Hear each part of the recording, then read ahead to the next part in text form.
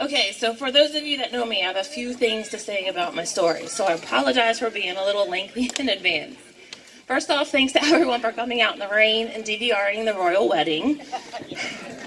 We were watching it this morning. And I see so many faces here today that I see year after year at the walk. It's one of the many gifts that my time being involved with the Arthritis Foundation.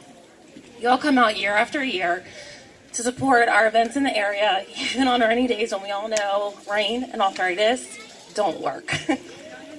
You share your stories, you listen to others, you raise each other up, and serve as advocates for the more than 1 million Marylanders with arthritis in our community. When I crack open my life lesson book, one of the most rewarding lessons I've learned from the matriarchs in my family is that no matter what life serves, take it on with a go, fight, win attitude. While there were days along my arthritis journey where that motto was lost, I stand here today because I refuse to give up and I refuse to take no for an answer. As Roxanne mentioned, I went undiagnosed and misdiagnosed through most of my youth. I can remember going back to kindergarten and just thought everyone's bones felt that way. Throughout my youth, I was told to toughen up and that my pains weren't as bad as I thought. At 16, the pain and swelling was beyond tolerable. I'd go to orthopedics to drain my knees, fingers, collarbones, breastbones. Well, there's only one breastbone, but none of them could figure out what was wrong with me. My RH factor was negative. Lupus wasn't in the diagnosis cards. I didn't have rheumatoid arthritis. They didn't really know what was wrong with me. They just told me I was really sick, which is awesome. Finally, one of my orthopedics, he got his college roommate actually went into dermatology. I had really bad psoriasis growing up. I had about 90% body coverage for most of my middle school, high school, and into my 20s. One of his college roommates came to visit here in Southern Maryland one weekend, and my doctor was talking to him, and the doctor was like, I have this patient, she's got psoriasis, she's also got all these joints that are whacked out, and the dermatologist was like, well, she has a psoriatic arthritis, and my orthopedic was like, what the heck is that? He quickly realized he wasn't equipped to treat my illness and really foster an appropriate diagnosis, so he referred me to Washington Hospital Center. I remember this day very vividly. I'm going to turn a page. In that visit to Washington Hospital Center, I thought I was just going in for some blood work, initial examination, and I'd be out of there in about 3 hours, given how Washington Hospital Center works. I was there for about 6 hours, had a lot of different tests done that day, and after the end of the appointment, the doctor pulled me into his office, and he pulled this really thick book off a shelf, thumbed to page 386, and turned the book and faced it to me and said, this will be you before the age of 21. I was 17, was a picture of a cadaver in a casket. True story. I remember just sitting there like, okay, what does that mean? And I was by myself because, again, I just thought I was going in for some routine work. And sort of, I had flashes of like my future while I was driving through DC, which is also not a good combination. And on my way home, I was just thinking about all the things that I needed to do and accomplish and places to see and people I wanted to meet before my death date. So I put the wheels in motion. We started like many others, Charlie included, started a very aggressive methotrexate steroid combination that led to a whole host of other issues. Quickly after that, I got into an experimental study at NIH that didn't quite pan out, but anyone that's ever done a study, especially at NIH, you basically have to stand there stark naked, and you have about 15 to 20 doctors that are just poking and prodding at you, and pulling you and tugging you at every direction and every way that you can go. I got into that study when I was 17. I signed my life away to NIH. When I die, my body will go to NIH to continue research for this disease. Part of my time at NIH, while the doctors were poking and prodding at me, and I had bone biopsies and skin biopsies and everything else done, I quickly realized that I needed to educate myself and inform myself on the mechanics of how the human system works. What does an immune system do? How does it work?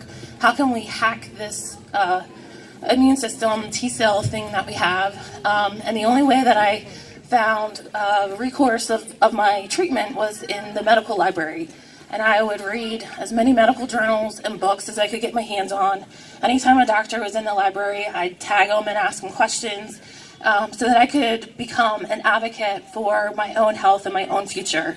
I knew that even with the best of the best doctors in front of me, I couldn't do it without educating and informing myself and serving as my own advocate.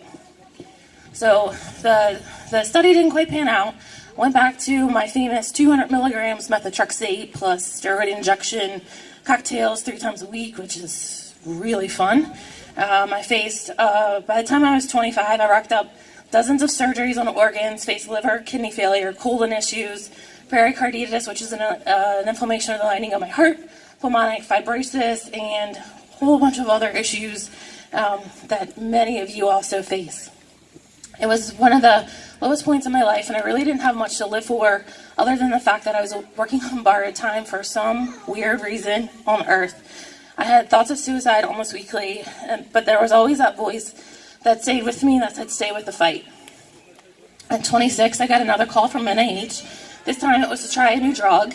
They said the word biologic and synthetic DNA in the conversation, and I have to say I was slightly scared.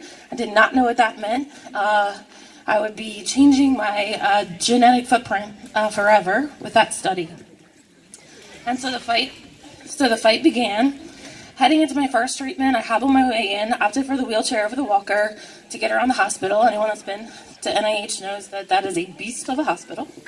Within 6 weeks of my first injection, I was walking with an assisted device in just as many years. But 3 months, my psoriasis was pretty much non-existent for the first time in over a decade. I was starting to get my strength back and, more importantly, my confidence. That NIH study was a pivotal moment for me. I'm going to get emotional. It was a pivotal moment for me. I was on a drug, then was a number. It's now known as Enbrel today. It was one of the first research studies funded by the Arthritis Foundation grants that your fundraising dollars go towards to support. I've been on the drug for a little over 16 years since that first day, and I'm one of the longest serving patients on the drug. It literally saved my life. Now in my early 40s, I'm proof of the warrior spirit. Because of my physical and emotional adventures and living with a severe autoimmune disease, I've been challenged to look at life a little bit differently. I never take a sunset for granted and welcome every morning with a sunrise, or in today's case, a cloudy sky. Every turn of the calendar is one more bonus day that I get to prove all the doctors wrong. I look at my disease as an opportunity to teach others and learn myself even on the strength of resiliency. You'll never hear me say I suffer from the disease. I live with an early disease like many others here today, but with a go fight win attitude, anything is possible. In the dictionary, warrior is defined as a person who shows or has shown great vigor, courage, or aggressiveness in the face of my diagnosis. I refused to let my arthritis become me. I fought every step of the way. And I'm proud today to say that I'm an arthritis warrior. Several years ago, I committed to making a difference in the community for the 54 million Americans with arthritis and the 300,000 children. My experience with arthritis and path to diagnosis is one I don't wish on anyone else. After reading about the mission of the Arthritis Foundation, I discovered a pathway for my voice and my passion. I joined as an advocacy volunteer years ago, and I'm now the advocacy chair for our local leadership board. I get to use my story and my passion to speak on behalf of Marylanders and the rest of the country with arthritis, to meet legislators in the community and on the Hill, to encourage access to quality care, patient rights, and commitment to research. My story is one of many, but I have a calling to continue my go fight win attitude on behalf of others. The motto is something that has shaped my life and has shaped my life, who I am, and where I'm headed. If tomorrow is my last day, I'm comfortable knowing I've done everything I can to win in my arthritis journey and to help others living with this disease too. So I ask each of you to continue the fight, whether it's making an annual donation, showing up for events like this, joining a support group, or volunteering as an advocate. Together, we have the strength and courage to find a cure, to stop this disease, to make a difference for the next generation. There's a few people I want to thank today. A huge shout out to my family here today, who's been with me every step of the way. My mom, who did everything she could to soothe my broken soul when kids in the public were mean and didn't understand my disease. For trying to give me the most normal childhood and adulthood possible.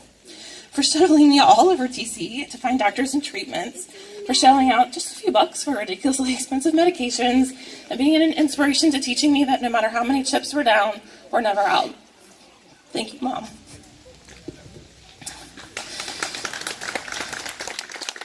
My co-pilot, my partner in fun and in life, Doug. For the past 20 years, he's been my caregiver, my rock, my surgery chauffeur. His patience and understanding and support, especially when this disease goes sideways on a dime, is beyond anything I could wish for. Thank you. And then my cousins who are here have always been so incredibly supportive. We've got 3 generations over there. They have been some of the biggest cheerleaders in this game I call life, not just with the disease, but through all the other trials and tribulations that come my way. And then, of course, my doctor, who's been with me for 18 years and literally gave me the golden ticket to having a life that I have today. So with that, I'd like you all to join me for a little chat. Go, fight, win on 3. Can we say go, fight, win? Ready? 1, 2, 3. Go, fight, win. Thank you.